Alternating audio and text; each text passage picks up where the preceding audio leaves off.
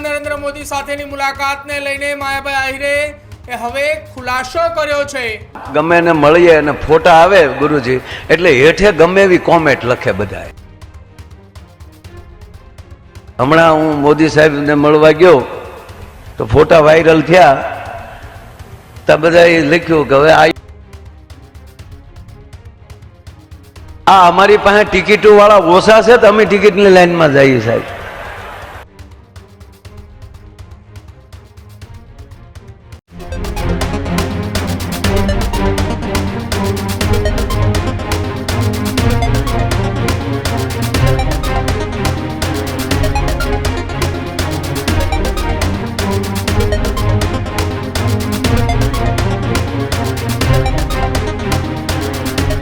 ગુજરાતના રાજકારણને લઈને એક મહત્વપૂર્ણ સમાચાર સામે આવી રહ્યા છે કે જ્યાં લોક ડાયરાના કલાકાર એ માયાભાઈ આહિર કે જેમણે વડાપ્રધાન નરેન્દ્ર મોદી સાથે થોડા સમય પહેલા એક મુલાકાત કરી હતી અને હવે એ જ મુલાકાતને લઈને સોશિયલ મીડિયામાં આવતી કમેન્ટોનો વળતો જવાબ માયા આહિરે ચાલુ ડાયરામાં આપ્યો છે।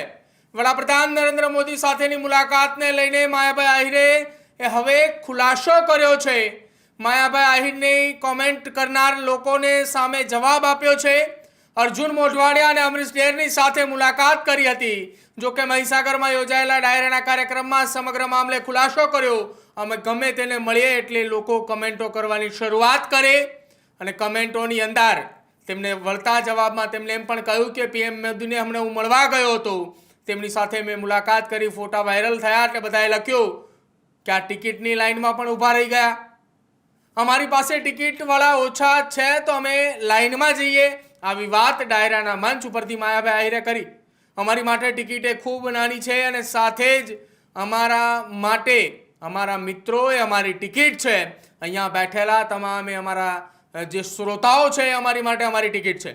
માયાભાઈ આહિરે ઉદાહરણ આપી અને કમેન્ટ કરનારાઓને વળતો જવાબ આપ્યો અને આ સાથે જ તેમણે આખી આ ઘટનાનો ખુલાસો કર્યો। જ્યારે વડાપ્રધાન નરેન્દ્ર મોદી સાથે માયાભાઈ આહિર, અમરીશ ડેર અને સાથે જ કેટલાક અન્ય દિગ્ગજ નેતાઓ અર્જુન મોઢવાડિયા સહિતના દિગ્ગજ નેતાઓની મુલાકાત હતી અને મુલાકાત બાદ સોશિયલ મીડિયામાં ફોટા આવતાની સાથે જ લોકોએ કમેન્ટ કરી રહ્યા હતા કે માયાભાઈ આહિરે વડાપ્રધાન નરેન્દ્ર મોદી સાથેની મુલાકાત એ તેમના દીકરાની એ રાજનીતિક કરિયર માટે તેઓ મુલાકાત કરી રહ્યા છે, તેમના દીકરાને રાજનીતિમાં લાવવા માટેના પ્રયત્નો થઈ રહ્યા છે। આ પ્રકારની સોશિયલ મીડિયામાં કમેન્ટો થઈ રહી હતી, પરંતુ આ તમામ કમેન્ટો અને જે સોશિયલ મીડિયામાં ચર્ચાઓ વહેતી થઈ હતી એમણે એ જવાબ માયાભાઈ આહિરે જાહેર મંચ ઉપરથી આપ્યો છે। મહીસાગરના એક ડાયરાનો કાર્યક્રમ હતો અને કાર્યક્રમના મંચ ઉપરથી તેમણે તમામ વાતનો ખુલાસો કર્યો અને શું કહ્યું ખુલાસા કરતા માયાભાઈ આહિરે સાંભળો। ગમે એને મળીએ અને ફોટા આવે ગુરુજી એટલે હેઠે ગમે એવી કોમેન્ટ લખે બધા। હમણાં હું મોદી સાહેબને મળવા ગયો તો ફોટા વાયરલ થયા તો બધાએ લખ્યું કે હવે આ ટિકિટની લાઈનમાં એલા કોડાઓ આ અમારી પાસે ટિકિટો વાળા ઓછા છે તો અમે ટિકિટની લાઈનમાં જઈએ સાહેબ।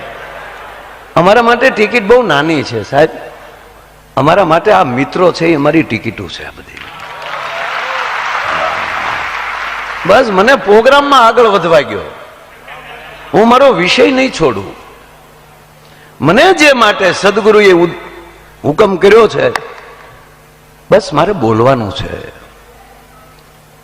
કંપનીમાં ટાયર બનાવ્યા હોય ને તો ટાયર રહેવાય, એને એન્જિન ન થવાય, ઓગળી જાય। સ્ટડ બન્યો હોય તો ને કોઈ દી સ્ટડ હોય ને આપણો ગાડીનો ભલે નાનો જ હોય પણ એને નાનું નહીં સમજવાનું, એને ખબર છે કે હું સૌ એટલે આખી ગાડી હાલે છે। કંપની જેણે જે બનાવ્યા છે હકનું સ્થાન બરાબર પકડી રાખો, નકર ડિઝાઇન બગડશે। જ્યારે તમે જે છો એનો આકાર જ્યારે બદલો છો ત્યારે એક આખું વિકૃતતા ઊભી થતી હોય છે। હાથને હાથ જ રહેવાય, એને પગ ન થવાય। હવે તમે આમાં હાલો તો વિકલાંગ લાગીએ ને યાર। હાથને જમવાનું કામ એ આવા મહાપુરુષના ચરણ પકડવાનું કામ આ હાથને કરાય, બીજા ધંધા ન કરાય સાહેબ। એટલે દુહો છે ગુરુજી કે માણસને આપણે માણસ બનીને આવ્યા છીએ ને। વાત ગૂગલને જે પૂછો એ કહી દે। આગળ વધો હાસા છે ખોટા છે એ નિર્ણય ચેહર જોગણીને કરવાનો છે. આપણે જે છીએ એવા પ્રસ્તુત થઈ જાવ એની સામે, એની સામે રજૂ થઈ જાઓ. ઓછા માર્ક હશે તો વધારે આવશે, પણ ભણ્યા તો કરે ને. એકવાર નાપાસ થઈ પછી એમ કે હવે નો ભણાય બધું થઈ જાય. અરે ઠોઠ વિદ્યાર્થી હશે ને, એને સારો શિક્ષક હોય તો થોડાક માર્ક ઘટતા હોય ને તો એ શિક્ષક પોતે, ગુરુજી પોતે આપે માર્ક. માસ્ટર સાહેબ,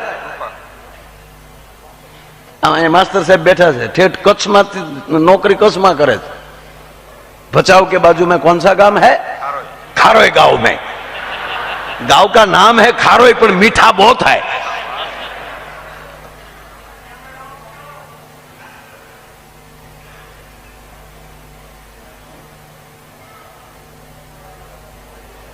लागे ने एकला बैठा हो એવું.